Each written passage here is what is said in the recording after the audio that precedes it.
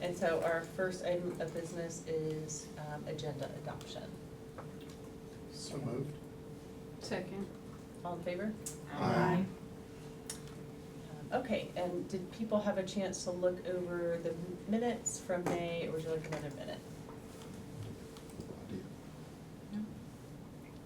Okay. Anyone need a minute? You wanna make a motion to approve? Motion to approve the minutes? Second. All in favor? Aye. We will go on to our school improvement plan update, and I will pass it to you, Dr. Jones. Yes, thank you, and I'm gonna move us right along and pass it right on over to our academic team. All right. Tonight, we have some of our academic team members with us to help present. Ms. Wagner will be presenting on the school improvement plan process as she manages that. Dr. Gammon and Ms. Wilson will be presenting on the data, the early literacy data, and the VOG and the Ames Web. And then Dr. Gammon will bring us home with the update on our math implementation. So I'm gonna turn it over to Tanya. Good evening. Good evening.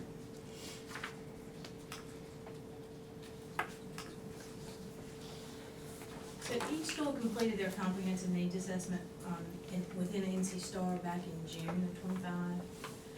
And Dr. Lanier and I held goal-setting meetings with principals over the summer to review data and assist them with updating their SIP goals for the 25-26 school year. There are 4 schools that are submitting school improvement plans for Board of Education approval for the 25-26 school year. Central Elementary School and Partnership Academy High School are required to submit their plans annually while they have designations of low performing and comprehensive support and improvement due to the graduation rate respectively. Although A.L. Stanback and Eklund Sheets Global each moved out of low performing status for the 24-25 school year, they are still required to submit their improvement plans for approval since their previous plan was approved for just 1 year for the 24-25 school year. We provided each school with templates for their school improvement plan presentation. And new this year, we provided templates for their professional development plan and intervention and enrichment plan. By providing a standard template, this allows the district to fold in support where needed. Each school principal presented their school improvement plan to a team consisting of grade span alike peers and district staff. At this time, the team was able to provide feedback to the principals and provide additional support as needed. Each school leadership team was also provided with a monthly checklist, which is new this year for them, of school improvement items to be completed within NC STAR. There's so many items there that it helps them to keep track of what they need to do. And Dr. Lanier and I have a standing meeting monthly to review this checklist for each school and then provide any additional feedback and support that may be needed. The district team will also be holding quarterly school improvement plan review meetings with each principal in order to provide feedback and offer support. All right, thank you. In addition to, you can go to the next slide. In addition to the actual school's improvement plan, the district has developed a support plan built on last year's support plan. If you go to the next slide, that's a tiered support plan. So we're supporting all of our schools, and it looks very similar to what it did last year because we have seen results with the way that we have been supporting the schools. So it is tiered. There's for our schools that need additional support, particularly Central Elementary that is designated as low performing. The difference is the intensity and the frequency in which we're providing those supports. And so some of the supports, as you can see here, include learning walks. We're in the classrooms at least once a week in some, across all of our teams. We are supporting them, school principals through leadership team meetings with just-in-time support. So we look at what's going on, what we see in the schools, and we adjust what our meeting content is based on what schools need support with. This year we've developed a learning and leading collaborative where we're pulling all of our coaches and our specialists together to do training at one time. So we talked with our principals over the summer about this idea of really aligning all the things that we're doing. So in the past, the coaches met in their respective areas and then came back. And sometimes that caused some miscommunication and misalignment, not intentionally, but that's what it was. So now our principals get the content at their meeting on a Thursday, the next week. The assistant principals get it on Tuesday, and the coaches get it that following Friday. It's all aligned, and then that instructional team at the school has that, that pocket of information, that learning module to take and replicate with their staff. We give them all the items that they would need, including presentation and support, even going into the school and doing it. So far, the feedback has been really good about this new change.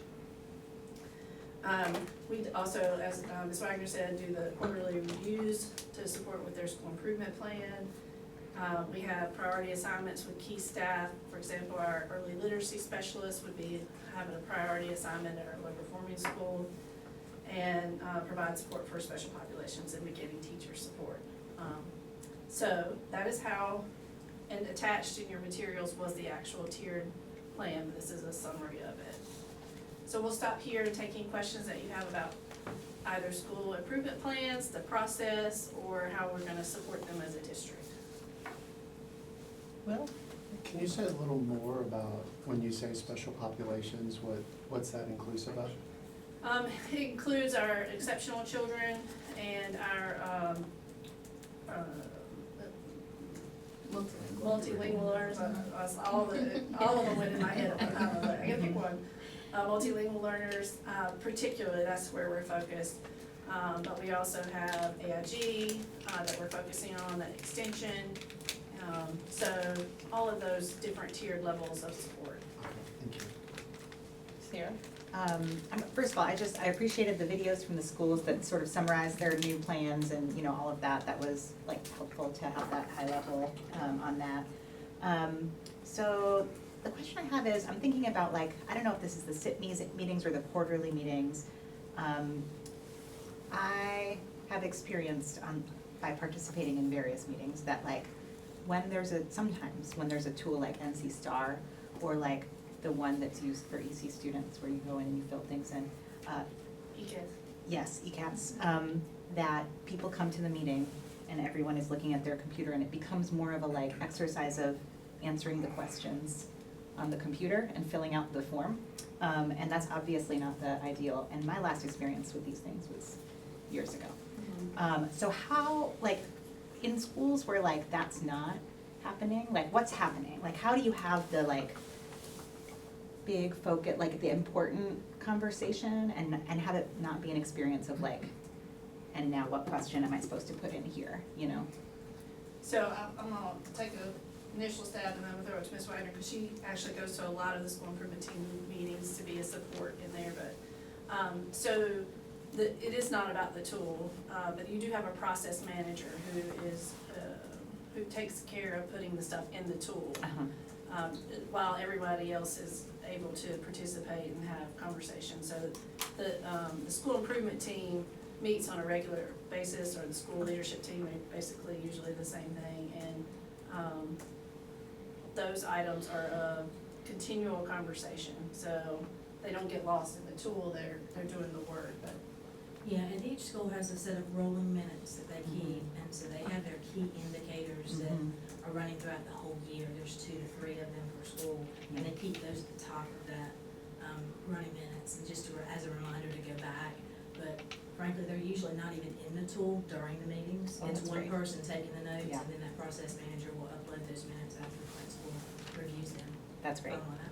Yeah, my experience in some of those meetings was like very early on everybody getting used to NC Star, and like there was a lot of concern for like how do we answer these questions rather than like strategic discussion about school improvement. So it's good to hear that's not how it's being experienced now, yeah. Other questions? Thank you. I do like the videos, and I'm glad that you guys did that and they're able to see the before and after, like the improvement from last year to this year. One of the questions that I have about Central is, she was talking a lot about building community and having parents come in. Do you know how that's going to be implemented to be able to help the parents help the children with their learning? Are they gonna be part of the individualized plan that each student is supposed to be getting? Do you wanna? I don't know that I know. Yeah, I can probably speak to that. So, I know specifically at Central and then some of our other schools where they're doing the goal setting, we have had some conversation around making sure families also understand the goals of their students. And so there's different ways that that could happen. A lot of schools, and I can't speak specifically to Central, but they have student-led conferences where they come in and the students kind of lead, these are my goals and this is what I'm doing. I know most elementary schools, it's report card time, so they're having student conferences, whether they're led by the student or the teacher, and the students come in. And then some are thinking about ways to kind of expand that so that it's an ongoing process with the goal setting as they get better with that, so. And then they're just trying to have a more of a welcoming environment. We visited Central. It was a very nice visit, and I think she's trying to be intentional about having that be a community school where families feel comfortable coming in and teachers as well. Yeah. I have a question about the learning and leading collaboratives, which I think is what Ms. Sauls was also talking about at one point in her video. She was talking about that, like, double planning time and specialist teachers covering so they had extra planning time. And I was curious about the planning with the support staff, like the AIG, NEC, and MLL support staff, and how does that work for, so like if a classroom teacher is planning, does the teacher plan and then the other people are asking for like kind of accommodations or making suggestions? So it works differently at every school based on their schedule and how they are, so sometimes the folks are actually in the room during the planning while it's happening. And we've been modeling some PLCs where we're showing like what it could look like if the multilingual specialist was at the table, right? And how you can get that just in time. But then we've also done some brainstorming with folks to say, like, what if you can't? Like, if they're scheduled in a classroom with students, how can that happen? And so in some schools, they've created systems where the EC specialist or the ESL specialist or the AIG specialist has created sort of a bank account, or bank of strategies that can be applied while they're doing their planning, and then they're looking at the minutes later. So it's kind of like we're doing it in time, and then we'll get back together after we've all looked at it. So it's different in every school. I know what you're referencing at Central, she pulls, using her specialists because they have some extra time in their schedule, to cover classes for an extended planning for those teachers, so they're pulling them together and working with them for an extended time and bringing folks together that way, so. Okay. It just depends on the school. Okay, Their okay, schedule. thank you. Other questions? Bonnie? Yeah, I had, thank you for this. I was just a little upset that I didn't get invited to have a facial or take a yoga class at Central, but the rest was really cool. I noticed an overall theme around community engagement, which I like. But I have a question about that, and that's how do we monitor participation? You know, and how do we know that the parents that we need to show up are showing up? And how do we monitor participation? Well, because they're a Title I school and they're having parent engagement nights, as part of their, it's good practice anyway, but it's also required for a Title I school. And so then there's evidence that we have to compile to show that we're using those federal dollars and complying with the community family engagement. So they are keeping a sign in for that particular event. And I think, as you heard, I think it was clear to us when we talked with Ms. Halls in the planning of her school improvement presentation, and in her presentation, that she's really focused on making sure that her parents are involved. So I think there's no one way and magic way to ensure, because you can do all the nice things and they may not come, right? And so how do you then turn around and reach out to folks to try and get them to know what's going on. And so it's a continual process. And we're not getting 100%.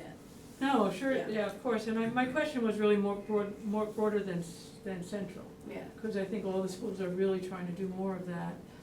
But, you know, and there are some parents that want to engage, but they don't really have the resources to engage effectively to help their kids. And again, I know some of them are showing up at the community centers and other places, so I'm just curious what we're doing to help that along. So, it's, you know, because I read a lot of, we're really expecting a lot more of our parents, which is great if they can do that, you know.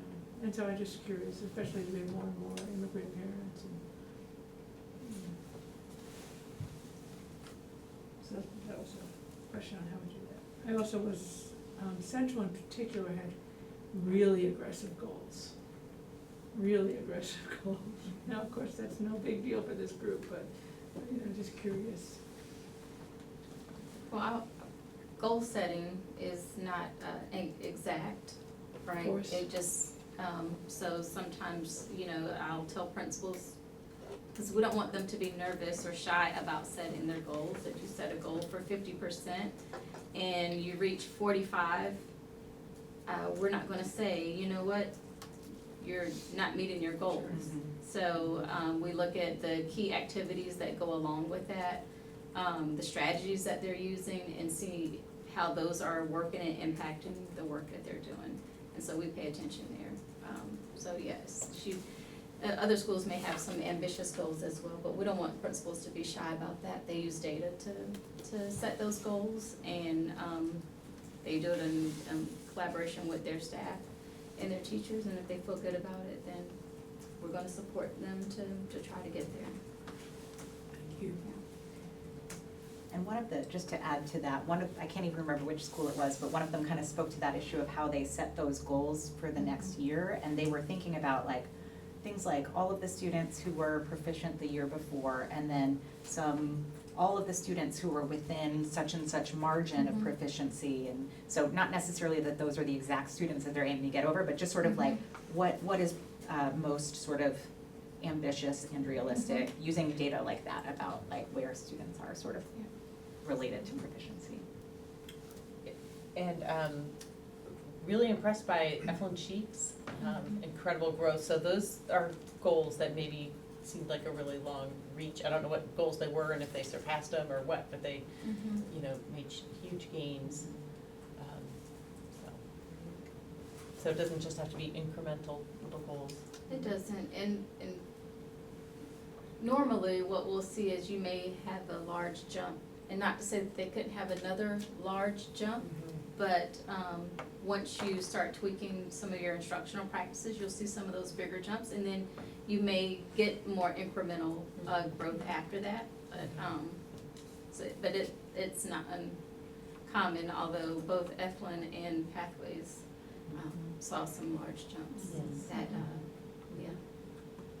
very proud of them. Yeah, I'll just add, when we had our, you know, review or walkthrough with them, I mean, it was very impressive, the spreadsheets and tracking down to the student level and where are the needs, and then, you know, the individual sheet on the student so they can talk to the student, and just the overall tracking. So, you know, as I was watching, I was thinking, wow, all of that together, you know, I understand how they're, you know, looking at where could we be knowing this level of detail. And I think in that as well, as you mentioned, just the significance of being able to see the data with the assessments and then understanding what this actually means, and the teachers getting together to talk about, you know, what else can we look at. And that, I just wanted to add that in because it was really impressive to see that level of detail in there. And that's what helps us to not have the check the box conversations in meetings, because we're really having conversations about the data, where students currently are, and the strategies that we need to continue to use and perfect. So it kind of helps us to kind of guide the meetings and the conversations in the Yeah. meetings. Yeah, the reason I was curious about the meetings is because it seems like in the big picture, like the school improvement plans and when you talk to the principals, like they're really clear about what their biggest, like, improvement priorities are, you know? And then, like, I wondered, like, are they able to have those conversations when they open up NC Star or whatever, or does it become that? But that's great to hear that they're sometimes not even necessarily like having that open on their computers. Can I say something? Yeah. From the 3 walkthroughs that I did last week, the most impressive thing that stood out to me, and for some of you that have been here for a while, like Chris Gammons and I, the teacher buy-in is absolutely fantastic and more than I have ever seen. And I had a lot of teacher buy-in at Stanford when I was there, but to see that the whole school is involved in this and can talk about it when you ask questions is very impressive. And you know that those principals have been having those conversations, and you all have been having those conversations, and you have gotten everybody on board, but especially that principal has got their school on board. And to me, that is a very impressive thing to do. And I've only been to 3 schools so far, but all 3 of those were boom, boom, boom. Those teachers were right there on top of all of it, from conversations with kids to conversations with parents to conversations with principals and each other. So it takes all of that, and it's showing in what you're doing. All right, should we continue? All right. Ms. Wilson? All right. Well, it is a pleasure to be here with you all this evening to share a little bit about how students are doing with their foundational literacy skills by taking a look at our DIBELS 8 or in-class data. So as a reminder, DIBELS stands for the Dynamic Indicators of Basic Early Literacy Skills. This assessment tells us how students are doing on the skills that are on the lower half of that reading rope, if you all remember us building those together. And this ultimately tells us that our students are getting the skills that they need to ultimately become fluent readers who can comprehend what they read, right? So DIBELS is a screener that we use to determine risk. It is not directly correlated to grade level proficiency. And we are now utilizing this assessment in kindergarten all the way through 5th grade. So previously, prior to MOY of last year, we were only using it K3. But now everybody is using it K5. So that is a shift. And also as a reminder, this is an assessment or data set that is highly regarded in the Read to Achieve legislation or the Excellent Schools Act. So it is referenced multiple times there as well. All right, so this first set of data here, we're looking at Orange County Schools kindergarten through 5th grade composite data for beginning of the year, this current school year.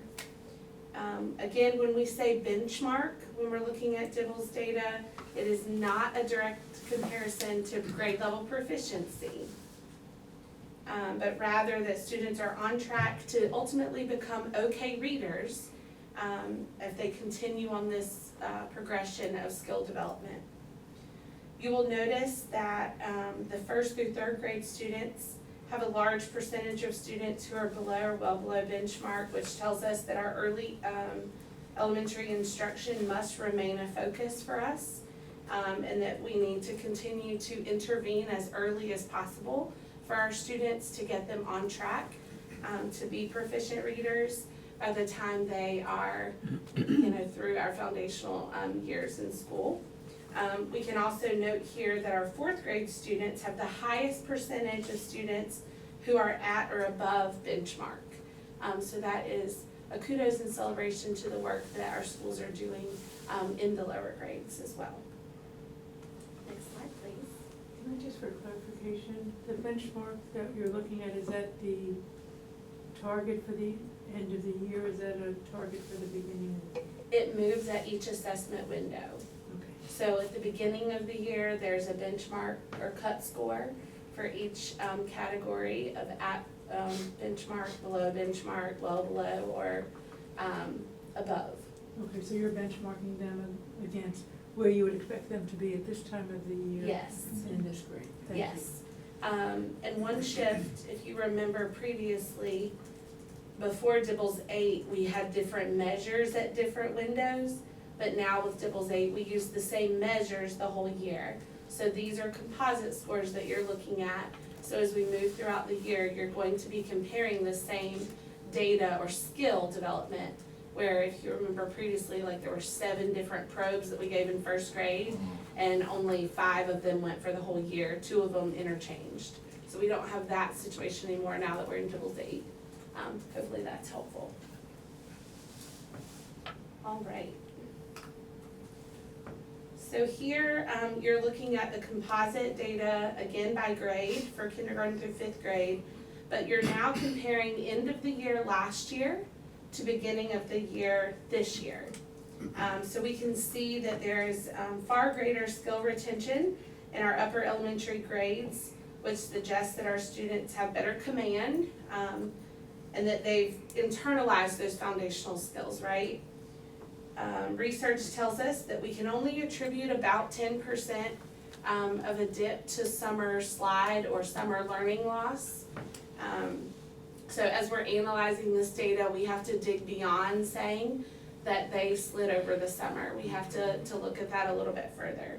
But there's a lot to celebrate here in the fact that our students are acquiring their skills early, but we want to continue to ensure that especially our younger grades, that they are getting those skills as early in the year as possible, and that they get ample opportunities to practice and really internalize those skills so that they have full command of them before the end of the school year, which will increase our possibilities of retaining them through summer, and then coming back into the school year with those strong skills still intact.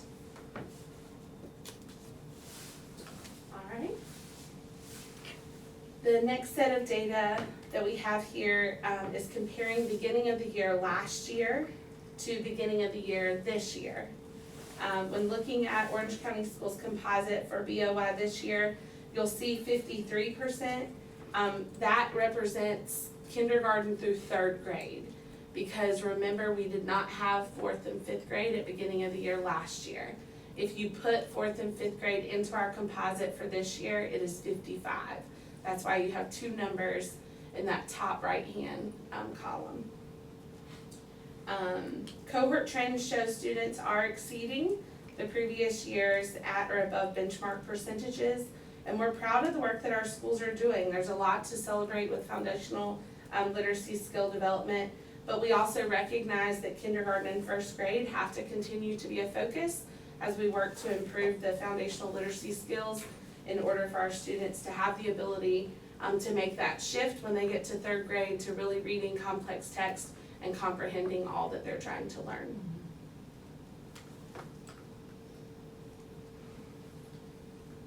All right, so there's a lot of numbers on this slide, but I thought that it would be helpful for you if you had a large span of data for you to look at over time, but also across all of our schools. And the district is on that top line for you as well. Here, this is only including kindergarten through 3rd grade students. These percentages represent students that are at or above benchmark. Again, only kindergarten through 3rd grade, so 4th and 5th grade are not included in these numbers. You can see that the district as a whole over time is doing well, and each of our schools are performing. Here are represented in the lines below. We've now had the same resources for multiple years. We've had the opportunity for our teachers to get comfortable, to build familiarity, to have multiple opportunities with training, and to perfect how they incorporate these resources into their daily practices.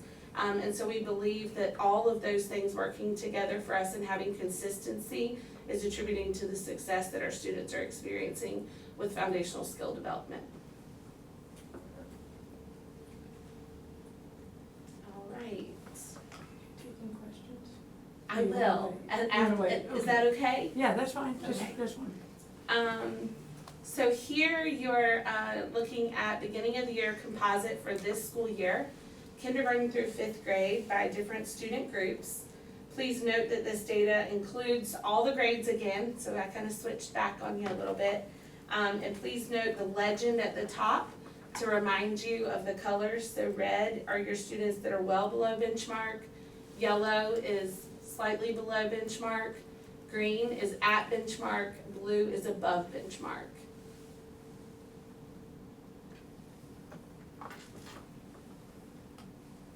And on this slide, the same kind of bars and color reference would be paralleled here. We are looking at our multilingual and our exceptional children's population closely, as Dr. Pack mentioned previously. They are a focus area for us, and so we're monitoring their progress and retention with foundational skills as well. This data is a reminder to us that we have to ensure that small group instruction, intentional core instruction is differentiated, and that our students who are outside of the classroom for other learning services have alignment of resources, so that when you're thinking about their learning experience across the whole day, that there is alignment and all of those sectors of instruction are working together to support these students in their development. So the last slide that I've included for you for DIBELS really hones in and focuses on comprehension. This is a focus area across the state of North Carolina, so I felt that it was pertinent to our conversation this evening. We wanted to take a minute and dig in a little bit further here. This is based on one measure. It's called the MAISE assessment that we give. It's a close reading assessment that the students in 2nd through 4th grade take. It is not an assessment that we give in kindergarten through 1st grade at all. For this assessment, the students read a passage and they have to fill in some of the information that's missing based on what they're reading in that section. We can see steady progress in our student skill development in this area, but we also recognize that this is an opportunity for us to continue to dig deeper as a district. Our students need more opportunities to be in grade level complex text where they are owning the responsibility of talking and thinking and reading, and then also being able to then apply that knowledge in different ways. So we are continuing to provide opportunities and for our teachers to better their skills. We're continuing to look at our current resources and help ensure that they are meeting the needs of our teachers in the classroom and how we can support them with that. But we're definitely excited to see the progress that is happening and believe that some of our resources like the HMH Core Literacy Curriculum is supporting our work with content, vocabulary, as well as some of our morphology and those other skills that come into play with comprehension. Would you like to pause here and take DIBELS I questions? would, just 'cause I Okay. think we are all digging in our minds and we will get confused and lost. Yeah. Okay, so who has a question, like? I just had one, is when you showed the multi-year, would you mind bringing that back up? What I found interesting was Grady Brown has such a high beginning of year score, but it doesn't typically show up in their end of grade tests, so that, do you know what I mean? So they're kind of a top tier beginning of grade, but they're not a top tier end of grade, and I was curious what to make of that. So there's a lot of things that can kind of be at play in terms of that data. We have done some work to ensure that our assessments are being delivered with consistency and accuracy. But then also looking at, there were some times where we were not trading students for assessments. We now follow the state recommendation of trading students for assessments. We do not do that at the beginning of the year, but that is a practice that we employ for the middle of the year and the end of the year, so teachers are not assessing their own students. But as far as, in particular at Grady Brown, we do, you can't correlate DIBELS screener data directly to grade level proficiency data, so that comparison isn't necessarily accurate. Because we're looking at the student's command of foundational skills, not students' command of the full gamut of their grade standards. Yeah. And I'd just also like to add the progress that Grady Brown has made. I think the Yes. proficiency, even though it's not comparable to this data, jumped 5 or 6 points last school year. Yes. And just a reminder that the DIBELS is measuring those foundational skills and the EOG is measuring those standards through the reading of rich text. So, there are a lot of variables that impact students' ability to comprehend a text, right? Including background knowledge, vocabulary, all of those things that are not necessarily connected to their foundational skills. Other questions, Sarah? I have two. Okay, one is, I'm curious, on some of the school visits, I saw like boxes of leveled readers, and my understanding is we wanna make sure that students are reading grade level materials. And in the past, I think there was maybe an over-reliance on the leveled readers, but what role do those play now in early literacy? Yeah, so hopefully what you're going to see is teachers leveraging those texts in small group instruction where they're working on application of a phonetic skill into text, right? So if you see a teacher pulling a small group where they've worked on like a CVCE role, and then they release them into a lower grade or a lower banded text. We have not dismantled book rooms and all of those things, but we're repurposing how we use those materials, right? But also, you could encounter students also using a decodable text that will also appear like a leveled box set in a 6-pack set, because those are also designed to go to the small group table. So you really have to kind of dig in and ask the kids, like, where did this book come from? Did you get this at the reading table with your teacher? And they can usually let you know, like, I've been working on words that have an A, and then a consonant, and then an E, and that makes my A have a long sound, and then look at what they're doing with the text. Likely you're not gonna see just a group of students reading a level text, as that's not really a practice. Okay, that's great. Yeah, no, I saw boxes with like L, M, N, and I was like, Mhm. oh, I know this, but I think we're trying not to do that as Yes. much because we want them to be reading grade level materials. Yes. Okay. And then, like, the other thing is, if I look over, if you discount 21, 22, because we were coming back, but you look at like BOY, BOY, BOY for the district, it's like 50, 53, 52, 53, end of year is like 68, 66, 65.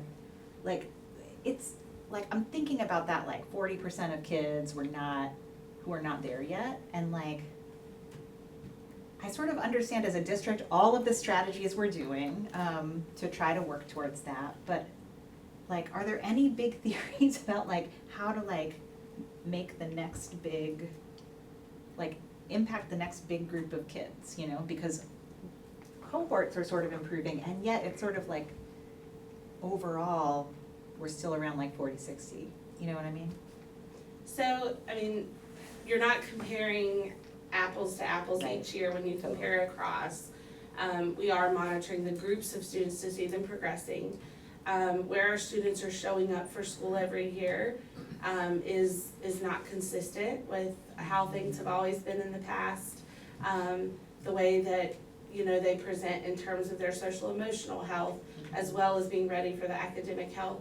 But in terms of bodies of research at this juncture, we're really leaning in to phonetics, morphology, getting students more quickly into the multisyllabic words, and helping them understand how to control more sectors of the English language rather than just teaching, for example, a set of sight words, and unlocking that potential for a further span of time.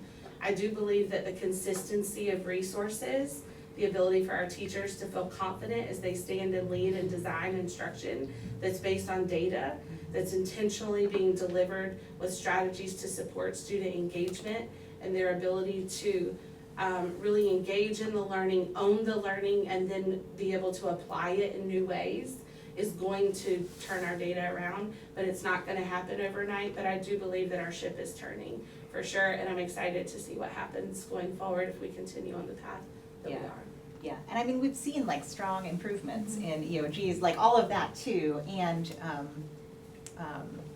Yeah, this is Yeah. more a slow and steady wins Yeah. the race type, as we provide, earlier they talked about the alignment piece, Mhm. making sure the principal as the instructional leader understands all of these pieces. I mean, Ms. Wilson makes it sound so easy to ramble all of these things off, but you know, everyone is not a literacy expert, right? And so we have literacy coaches that are getting professional development as well. And so how do we create these systems where we support them while they're learning and supporting students at the same time? And then we have some outstanding professionals in the building, but making sure that there's alignment within the building across the grade bands and then across schools, and how we make that happen seamlessly. It's a lot harder, you know, than it sounds, but that's why we have some new resources that we're honing in on and providing training and support. And we see kids like really latching on to those. You saw some of that if you visited with the letter sounds and chops chopping it up. and all the things that, as a middle school principal, I don't really know how to do, but I participate. I sit on the carpet and participate with the children when I can. And they show me how to do it. But they are picking those things up, and that's where you start to see the shift, because the more we can get kids to kind of internalize those things and take ownership, then even the kindergarten babies will start to hold on to that. And so it's really, like she said, like slow and steady, and if we do it that way, then it will stick. And then we're able to slowly make that progress that we want to see. But I'm excited as well to see what we're going to look like in the next year or so. And I was excited to see the cohort growth too. I Mhm. think that's good stuff. Will? So one, I just wanted to say thank you for the cohort data, because it really helps us see, and then like you said, some of the trends on that. One of the curious items I have is when you look at K and when they show up, and that's really where the challenge starts, right? And I'm curious, have we thought about how we can help outside before they get here? I know there's no standard pre-K that curriculum that, you know, different organizations used, and we've shared that with the county before.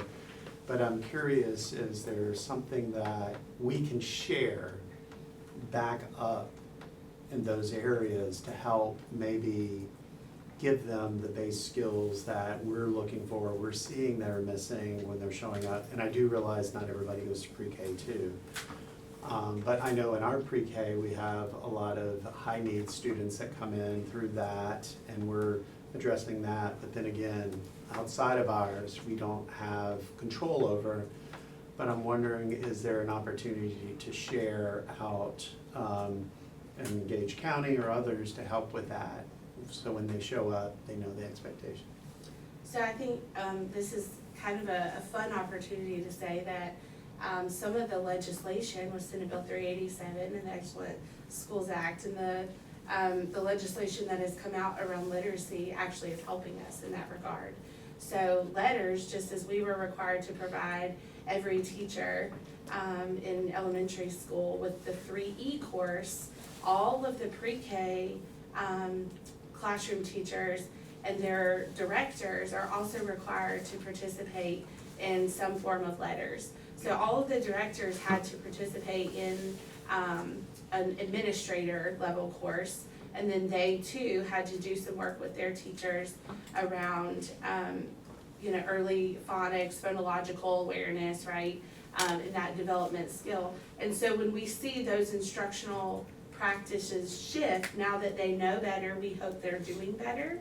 We should then see the product of that arriving to elementary school. But I think anytime that we have an opportunity to engage as a community in terms of what is ready for K look like, and are we ready for the kinders that are coming, right? So I've had the opportunity to go with Family Success Alliance in the Orange County, literacy group, I can't remember the exact name. I'm looking at you, Ms. Hauser, because I. They're gone, Yeah. our literacy is gone. But previously, we would have meetings and sit around the table, at, county buildings and talk about, when we say ready for kindergarten, what are we talking about in terms of families? And when we talk about it from a school perspective, are we ready for the kindergartners that are coming? And I think we both have work to do on both sides of that. And so definitely when opportunities, arise for us to have somebody at the table, I'm always willing to go, because that is a passion of mine. And then I think also the work that we have in the leadership with, Ms. Bowers, who's here with pre-K, in that department, and they're really looking at instruction in our pre-K, which we can control actively. And we're fortunate enough that we also have other pre-K classrooms that live in our buildings with us, that have a chance to learn and grow with us. And so how are we maximizing that time? And I think that the department and the leaders that we have here in OCS are doing the work and asking the questions and looking at instruction. And there's a partnership with us in CNI. And so I'm excited to see what happens with pre-K from the state all the way through, what's happening here locally as well.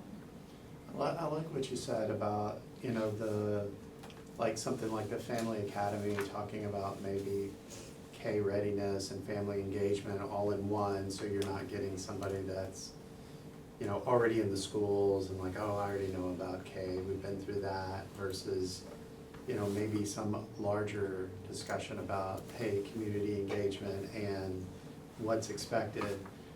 Because I know when I've looked online for, hey, what do you need for K, it's really, really high level, like, know your numbers, know the letters, but it's. There is a document that's put out, by DPI that we make available to every family that comes to our Ready for K, Ready Set Kindergarten, be coming in February. We're excited, we're excited. So when we go out and visit all of these daycares and community, we go to the pediatrician offices, we go to the real estate offices, we go to every preschool that's in our zone, whether, we go all the way into Mebane, to Chapel, anybody that could possibly have one of our babies, we go and we give them the information, and we make sure that those resources are available, in those settings. And then also when they come to our event, we have those resources available for them there as well. So, We had Fantastic. a large turnout at last year's event, so we're excited about next year's, yes. yeah. I just, because, Ms. Wilson, you're the creator of the Readiness Camp, and it was genius, really, and it's upsetting that it's gone. This was, it was that 4-week program with the Family Success Alliance, the county paid for it, about $750 a kid. And they brought them in a week before, 4 weeks before school. The kids came in the morning, parents came in the afternoon, and everybody got ready for school. And I think, especially for our Hispanic families who are not partial to pre-K, it was a really great program. If I understand correctly, the parents provided all the transportation. No, we had busing. Oh, you did? Okay. We had busing, it was all grant funded, but we were Okay, able well, to great. get busing involved in, a partnership with Orange County Rec Department for afternoon programming. And the county paid for it. It was all paid for, And the county yeah. paid for it, so that was, and so the question is, can we initiate this? Because I think there's more interest in collaboration, because money's so tight these days, so I just don't know if there's a way for us to initiate a conversation with the Family Success Alliance or the county to say, we'd like to try that again, because it was successful, right? The numbers were really impressive. So that was one thing. The other side of that is what, I think all of you that from Durham are familiar with Durham Pre-K, which is a capture for kids. When you can capture the kids in pre-K, you could direct them into your schools, because we're losing so many kids in kindergarten that it would be it's pre-K a way for us to capture more kids into Orange County schools before the charters and others get them. So it's just, but it's, the numbers say that there's something that there's some group of kindergartners that needs support, and would that help everything else flow more smoothly? So it's a great point. There's different angles. Love to see you do that. Wendy? Thank you for the presentation.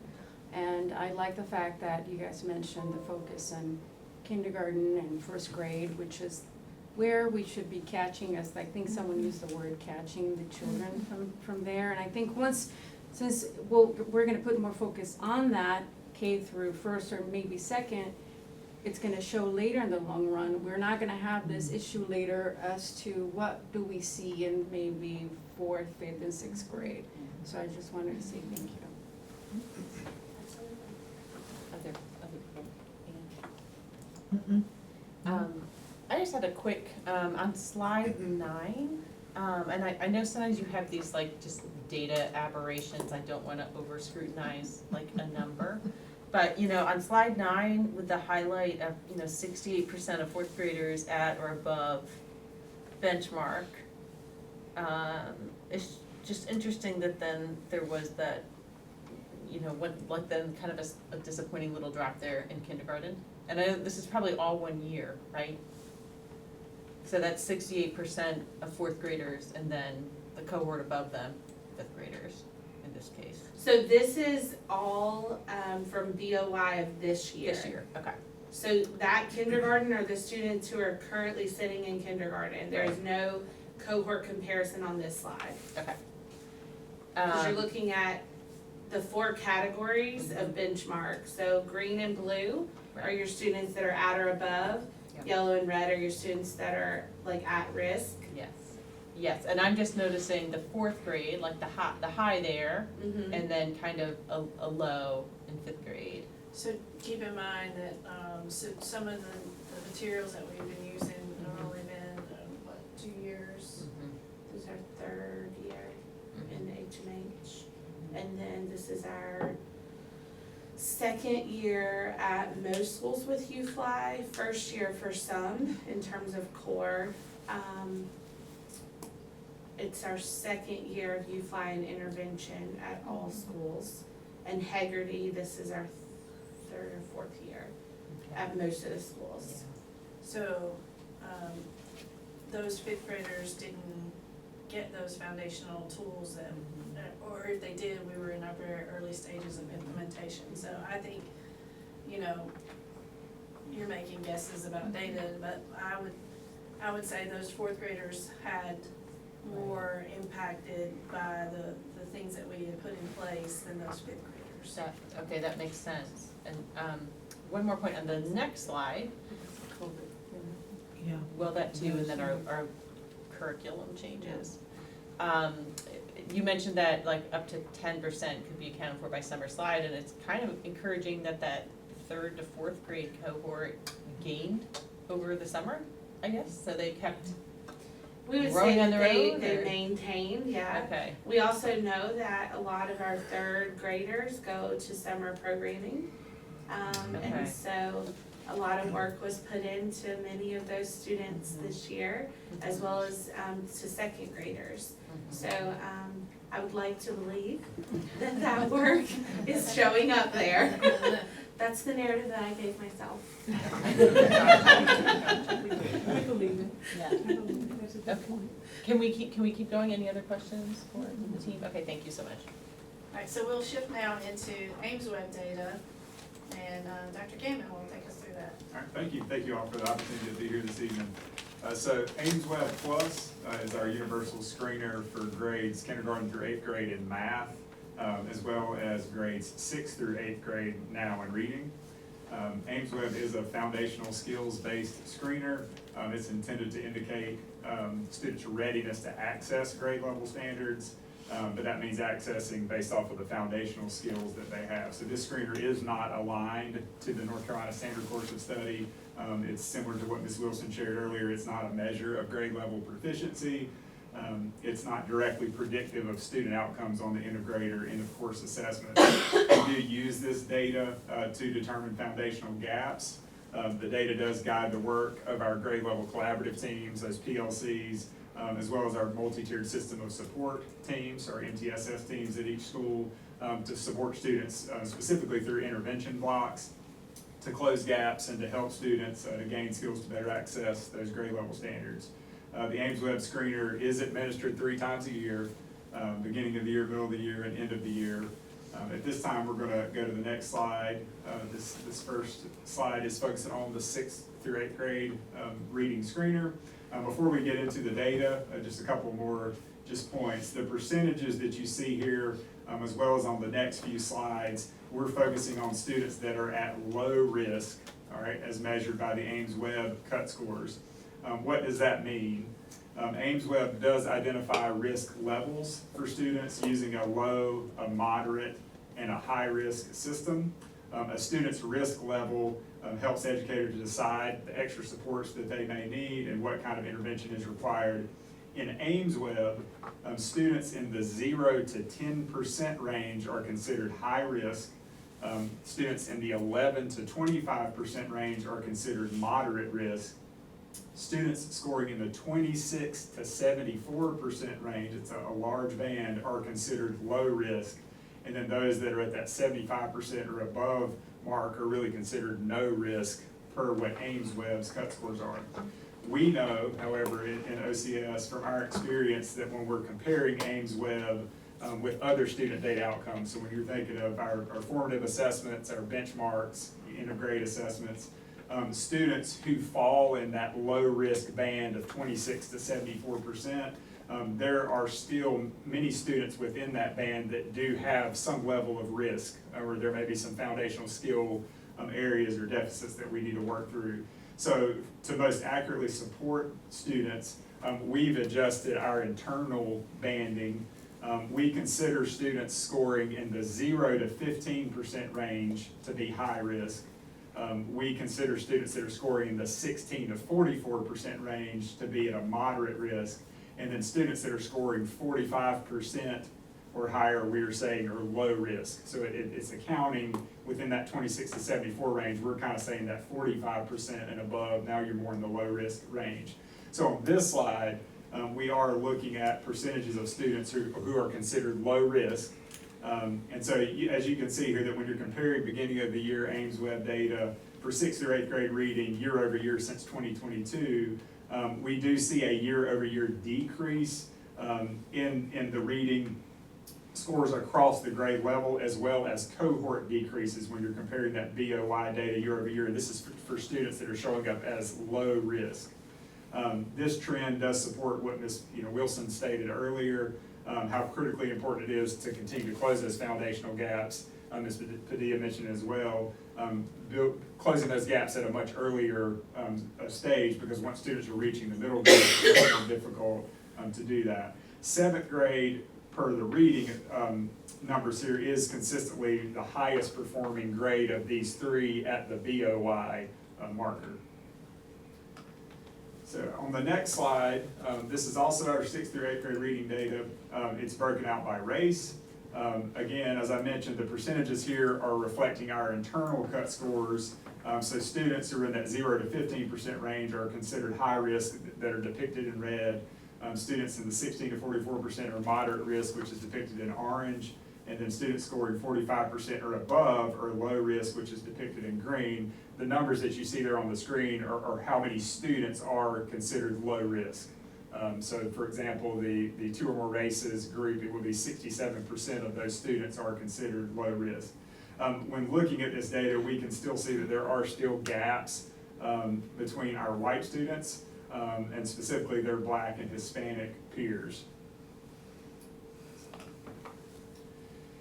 So the next slide focuses on the beginning of the year K-8 math screener through Ames Web. This is showing kind of our year over year trend at BOY since 2022. We are seeing a general cohort increase, which is great news, with the exception of grade 7 or 7th grade, where there is a slight regression. The largest growth from the 2024 beginning of the year to 2025 beginning of the year assessments are our 6th and 8th grade grades. But that's not comparing the same cohort of students over time. So our 4th, our 5th, and our 6th grades per this data have the highest percentage of students that are at low risk, which is obviously a positive sign to what's happening at that upper elementary level as students are entering middle school. those groups have showed kind of the highest percentage of students that are at low risk since 2022. So we're seeing that positive trend in 4th, 5th, and 6th grade. It is important to note that the current 7th grade cohort has demonstrated lower student achievement outcomes on our end of grade assessments in the previous 2 years, so when they were in 6th as well as in 5th grade. So again, it's critically important for us to continue to prioritize closing those foundational gaps prior to 5th grade, or those trends, we will continue to kind of see that widening happening when we get into the middle grades. All right, and so on this next slide, you'll see for the K-8 math data, it's broken out by race again. Again, the green is reflecting students that are at low risk. As you can see here, there again, much like reading, there are still gaps between our white students and their Black and Hispanic peers specifically. So at this time, I'm open to take questions unless we want to shift back. Do you wanna pause here before we go to I Bob? think we should pause, yeah, and then next is beginning of grade. Sarah? Just a couple of quick things. One is, I'm really glad that we looked at our other data and adjusted the cut scores for AimsWeb. When did we do that? Because I know we've been receiving AimsWeb data for years, and I'm thinking some of that may not be apples to apples for this. Yeah, so I don't know the specific data. I want to say it's been within the last couple of years. This is really related to our work with Branching Minds. So when we're pulling the data out of Branching Minds, it's been set so that those cut scores are matching that. So when that trend started, I'm not sure the specific year, but I could check on that, Ms. Myers. Great. And then the 7th grade being like generally tending to be highest at BOY for reading at the start of the year. I'm just wondering, is that like are we seeing that in 6th grade, like ELA sort of strength in EOGs and some of those other things? You know, if it's the beginning of the year, it sort of seems like maybe that's some of the work that was done the previous year potentially as well. Yeah, I think it's been kind of mentioned earlier, it could be, Yeah. but it could be a multitude of factors. Yeah. I couldn't say one specific reason at this point. Who else, anybody? Okay, then keep going. All right, we'll go to the beginning of the year. Bob. All right, so the beginning of grade, or the BOG as we call it, is an EOG style assessment that is given to all of our 3rd grade students as a baseline assessment of the skills that they have at the beginning of 3rd grade. It assesses students on the 3rd grade standards at the beginning of 3rd grade. It is data that we use to establish, again, just a baseline for EVOS that tells us student growth as well as teacher effectiveness data and their growth data. And this assessment is also part of the Read to Achieve legislation, or the Excellent Schools Act. So it's one of the pathways for satisfying Read to Achieve. So on this slide, you will see our BOG data by school. So each of the schools has a blue bar. Our district BOG data is there in the orange bar. We do not expect to have high scores on this assessment, as it is given at the beginning of 3rd grade and is assessing the end of 3rd grade standards.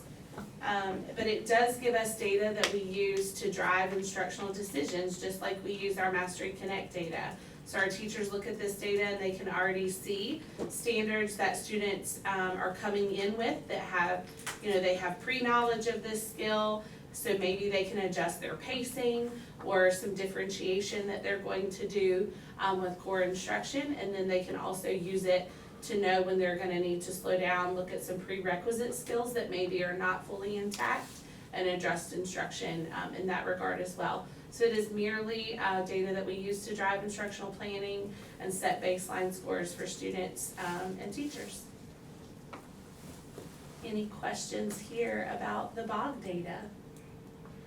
Do you have this broken down by ethnicity, by race and ethnicity? I do not. I don't know. I'm sure that we can probably get that though. Yes. So this is percent, so this is, Central 8.4% are coming in, like basically almost ready to take the end of grade. which is much smaller than what some other schools have, students coming in, right, okay. So they would have scored equivalents of like a 3, 4, or 5 on this assessment, which is structured the same way as the EOG. Is this, have we done this before? Is this new? This is This not is a new. state report. Okay. This I is a don't state remember report. ever sharing this with us before. I have. Okay, I wasn't paying attention. That's okay. Is it sort of similar to what we've seen in the past? It is very similar, it's a slight increase this year from previous years. But again, it's not data that we're comparing to previous years necessarily, or data that we expect or anticipate being high. Yeah, As of course. it's asking our students to perform on an assessment on standards and instructional material that they haven't yet been taught. Right. Just to reiterate, the primary purpose of this test is to really give a baseline for third grade students who haven't previously had an EOG, so that they can calculate their student growth as well as teacher effectiveness, which is based on student growth. So we're sharing this with you, but really it's not a measure that we compare year to year or are looking for, like she said, a high score. It's just kind of is what it is. Well, I don't think it's necessary to break it down on race since it's a baseline. It's more informational data for you all Yes. than anything else. And it helps the teachers, like when teachers approach a new unit, they will do a pre-assessment. I wanna know what kids know coming in the door, so I don't wanna waste time on doing multiplication facts. If the majority, 80% of my kids have it, I can do that in a small group with specific kids, and I can move the rest of the class on. So it helps with some of that as well, to inform the teachers' planning.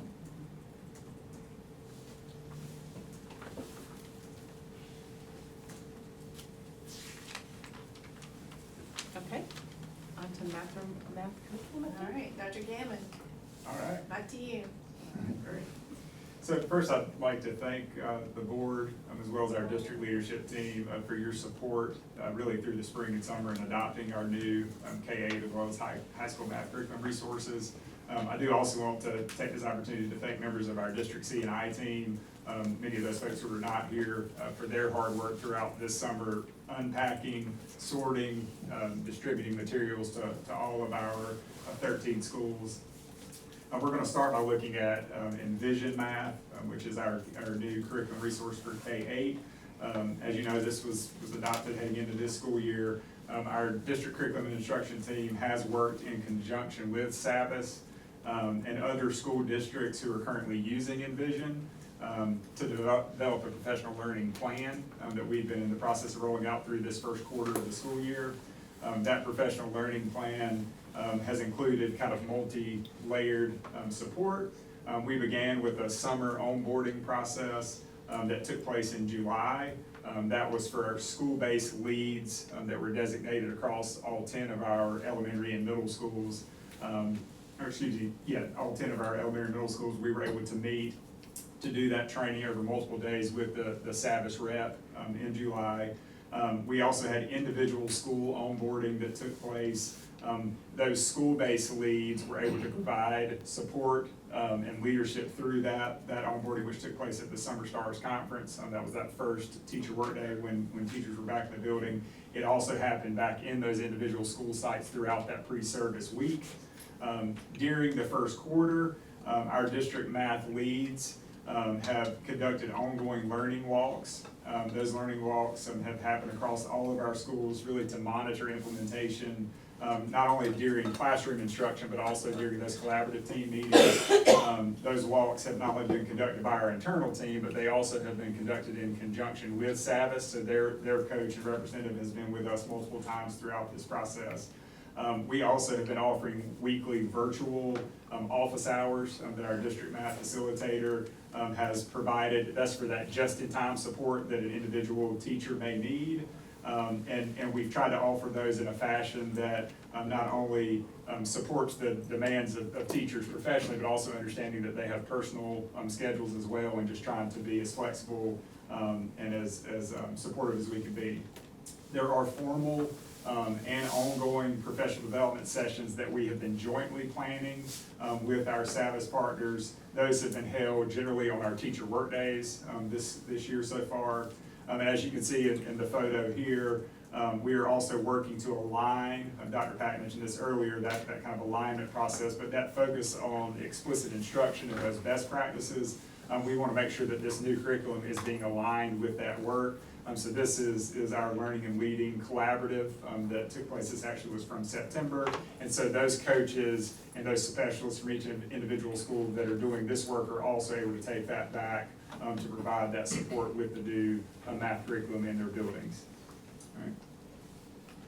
So on the next slide, there's some similar talking points here just around the coherent math, which we've adopted to support our high school math courses, including Math 1, Math 2, and Math 3. But just a friendly reminder that we are implementing coherent math in phases. So this year's focus has been our middle and our high school Math 1 courses. Again, I want to continue to thank those members of our C&I team. We did not only do all that unpacking and sorting and distributing for Envision, we also did the same thing for coherent math materials across our secondary schools. So definitely a shout out to them. We've been working very closely with coherent math, with our coach and our representative from there to do a lot of this personalized planning to get this PL plan or professional learning plan off the ground.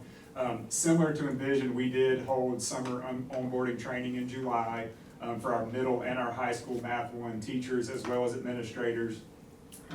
We have had individual school onboarding that also took place at the Summer Stars Conference and through that pre-service week. For any teacher that was not able to attend in July, because we're looking at a smaller collection of teachers when we're focused just on Math 1. So any teachers that were Math 1 teachers who were not able to come during July, we actually offered another full day training during that pre-service week that the same rep was able to come and lead for them as well. We have scheduled classroom as well as PLC learning walks, so those collaborative team learning walks, not only with our internal team, but also with the coherent representative, just so we're seeing not only the planning process, but also that instructional delivery. The way the coherent math partnership has kind of been rolled out, we have taken these like 3-4 day blocks of time where the coherent math rep is here for 4 consecutive days. Those 3-4 day blocks are scheduled for September, which we've already had. We have another one coming up in December, and then there's one in the spring as well. And so the district leadership team, we've been conducting those kind of weekly or bi-weekly learning walks in our middle and our high school Math 1 spaces specifically, just to check on fidelity of implementation, but also to hear from our teachers and just kind of learn from them, like what's going well, where the struggle's at, just so that we can be as supportive in the planning process with coherent math throughout. We have had ongoing virtual as well as in-person professional development sessions that have been jointly planned between our team and coherent math, generally using those work days as well. And then observations from our learning walks, from teacher feedback, were used to design a model lesson, essentially. So this model lesson, in the picture here, you can see this was actually at Orange High School. Our teachers actually requested a model lesson during that September visit for this coherent rep to lead this for a full block of time, like a full class period. We were able to work with high school administrators to hold this at a time where we could bring teachers from the other schools to Orange High School, so they were all together in the same room. They were able to like monitor, take notes, and then have a debrief session with the coach afterwards. They really enjoyed it, appreciated it, and it's something that we're in the process of looking to try to plan for like an upcoming visit with coherent math as well. So that's an update of where we are so far, and I'll take any questions. Will? So I just wanted to highlight again, when we got the opportunity to go to Eflin Cheeks and we actually saw a math, teachers getting together and talking about decimals, the base 10, and you really got to see in real time how they're strategizing around the challenges they're seeing with their students. And I thought it was very interesting that one of the issues they had was talking about base 10, and they go, you know what, that's a terminology, maybe we can include this in our reading as well. And so it was really reassuring to see you know, how that works in practice versus, you know, reading it and going, okay, what does that actually look like when they're getting together, trying to figure out how to do this? And the question I had is, you know, one of the things that I remember that when y'all brought this forward was talking about the supplement material and how having the consistency and align to state curriculum. I'm curious if you've got any early signs on, you know, are you seeing that value in the supplement material, or anything you can share around that? Yes, I will say that there's been a nice progression as far as aligning those standards.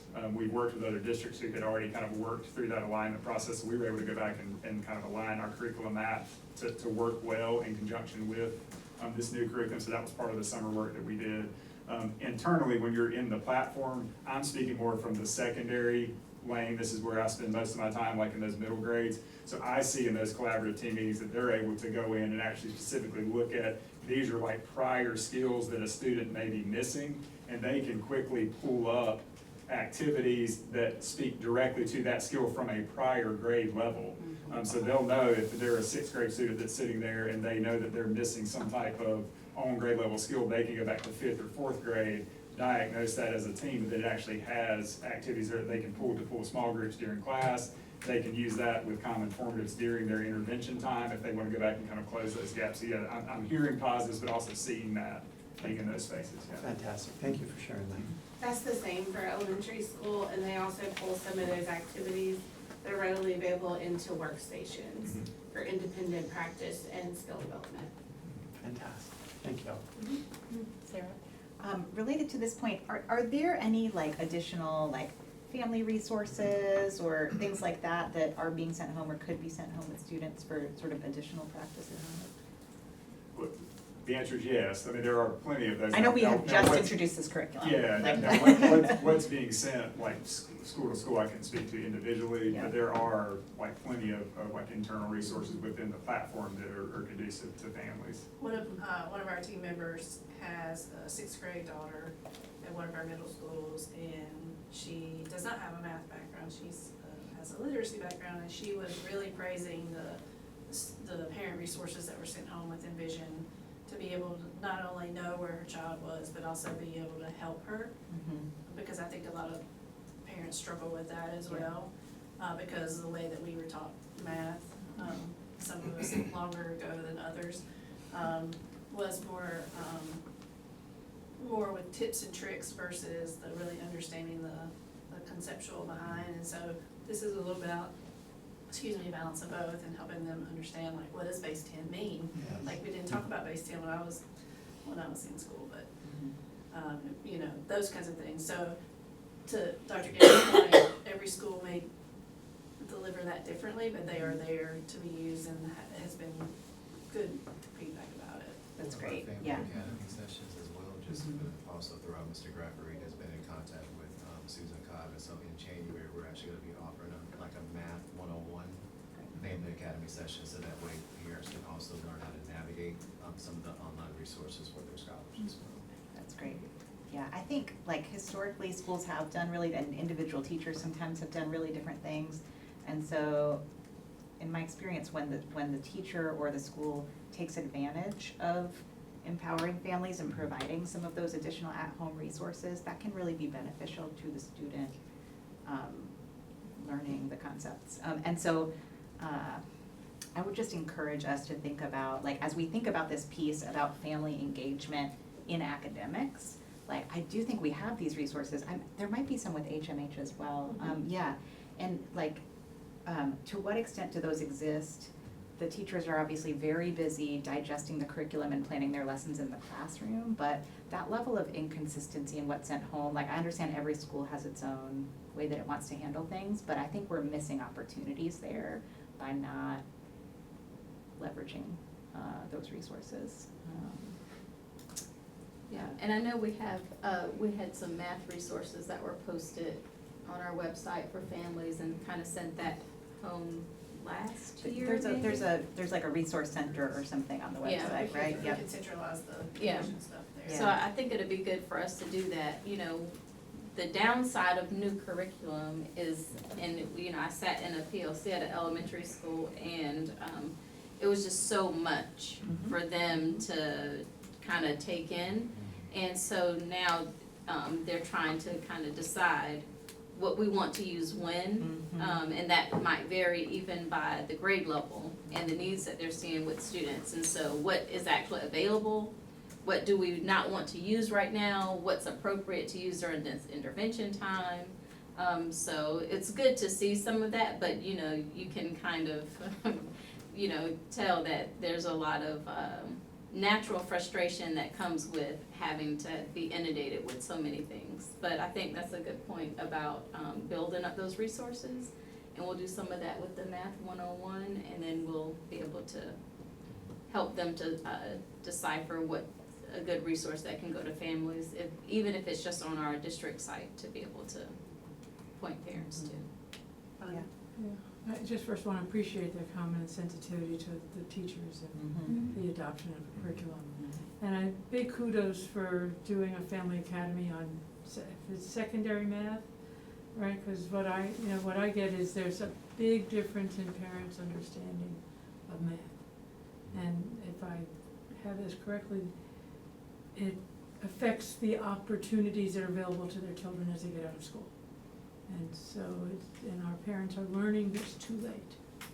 And so, thank you so much for doing that. And once you get to a certain point, like, parents may not have Yeah. learned it or remember it, you Yeah. know, like math is progressive. My so. point is different, is that you have It a is. parent that's really excited about their kid being in honors math, but then realizing that they need pre-calc if they want to get into a certain college program. Yeah. Math pathways. Pathways. Pathways, Yeah, yes. pathways, that is Versus really, skill. that is also very It's important. really yeah. important, so I'm That's really thrilled that you're important to doing understand. that. Part Thank of, you so much. And part of, yes, and part of the aim as well, and this kind of goes back to some of the information that's been shared this evening as well, will be around too, even though, to your point, as math continues to progress and, you know, you get older, it's get a little harder for some. But foundational skills, you still can do, and as a parent, you still can help your child with, if you know what those foundational skills are that your child is missing in order to be able to continue to progress. And that's gonna also be part of that focus as well, so. Thank you. The other piece, if I can, just related to this, is there's like are there resources we can provide to the parents? And then I think the other place that reminds me of is like, there's just differences in whether parents get sent home like the Mastery Connect papers or like AimsWeb. I don't think, maybe some folks send home AimsWeb. I've never gotten like an AimsWeb printout or whatever, but there's just differences there, right? And so that's also good information, but it's not always sent home to families, but it would be good in elementary school. I always got the M-class printout with the little running person on the colors, but like, and at times I've gotten like the Mastery Connect printout, and that's been really valuable to see which, especially in math, like which of the particular, they're probably not standards, they're like domains of topic geometry versus like equations. It's been very helpful to be able to pinpoint where my child needs to grow within those things. So I think those two are like big opportunities as we look to like enable parents to support their kids' learning.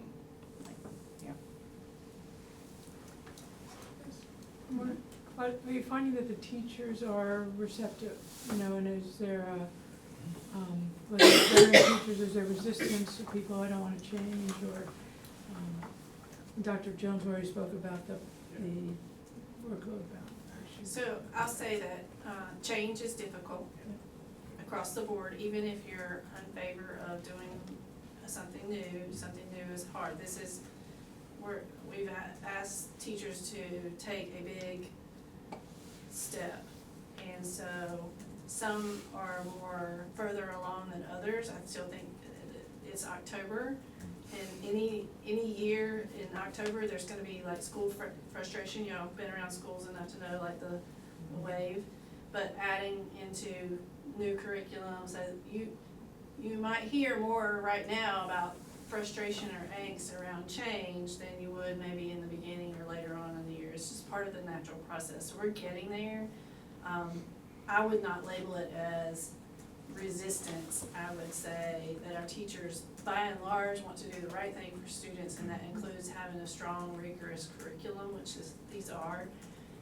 It's just hard, period.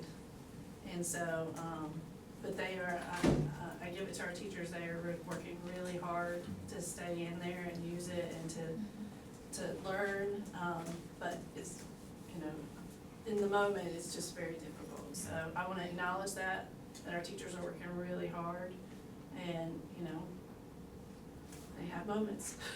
And We all do.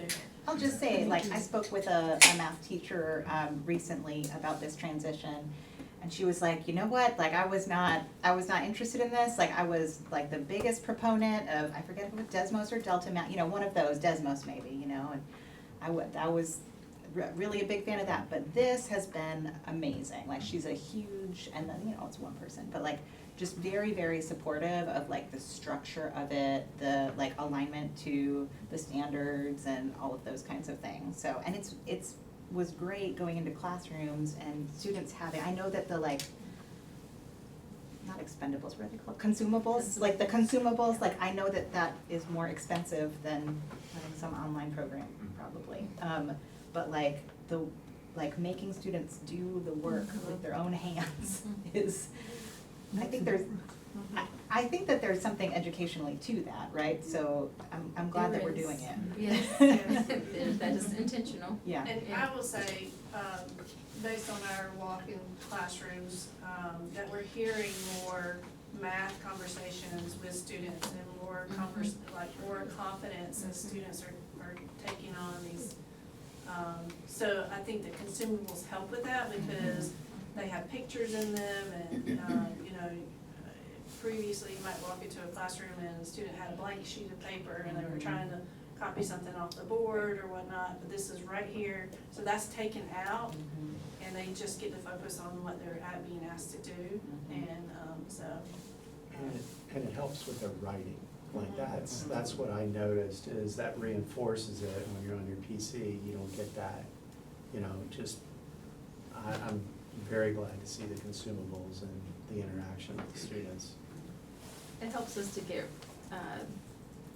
to the critical thinking piece quicker, versus like to what Dr. Pack is saying, the copying or, you know, at the basic level, but getting to that critical thinking piece is where we're really pushing to get our students. And it also helps with the teacher planning and the explicit instruction piece that we're also pushing at the same time. And we're seeing those connections being made at the classroom level. And it's contact and relational because you are touching something and then you feel that you're being part of what you're learning versus just being in front of the computer. And less screen time as well, Yes. yeah. And not the ability to also in a different tab have something else open, which Yes, that is Yeah. a thing. I will report does sometimes happen, so. Really?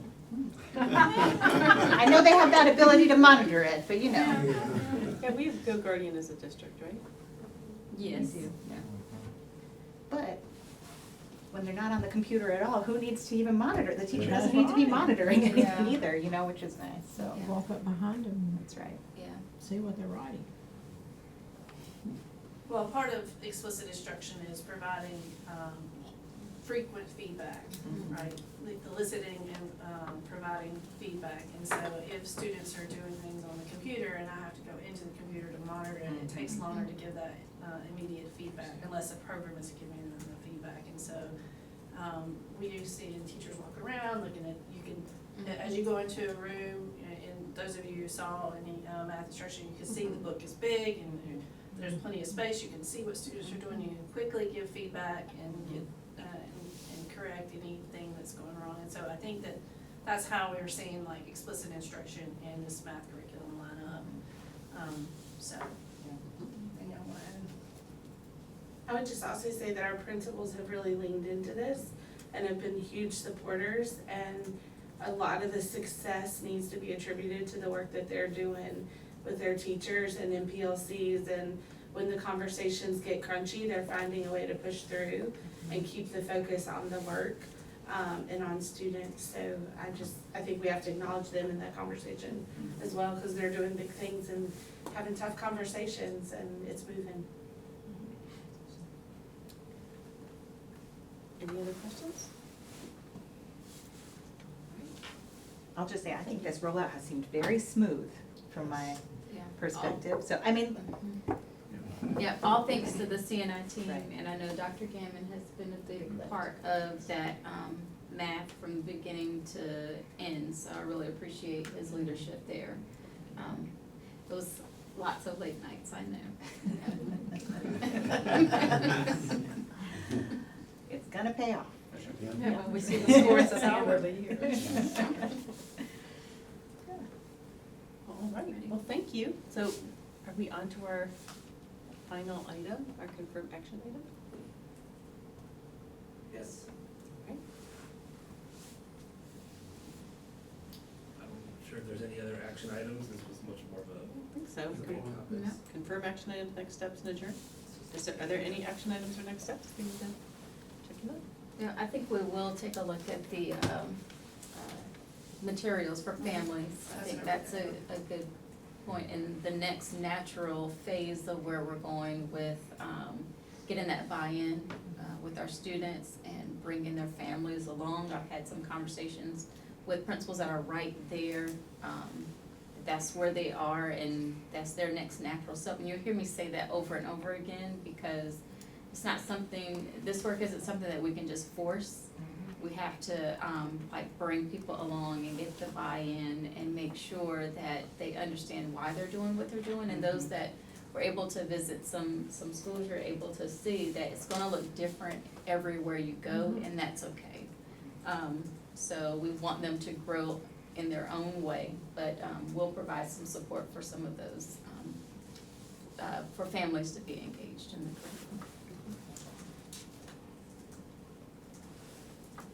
Just a reminder also that, the, school improvement plans that you reviewed, will be on the consent agenda in November for you to approve. And, a reminder that if they were low performing last year, then they will also have to have them. So that's why you'll have the ones from ALS and, FNGs as well. Yeah, great. This is great, y'all, thank you so much. Thank you so Very much good. for all your Thank work, you. and especially for answering every board member question that we received early, and, that you shaped some of what you presented based on some requests, so we appreciate all of that. Take a motion to adjourn. Motion to adjourn. Second. All in favor? Aye. Alright.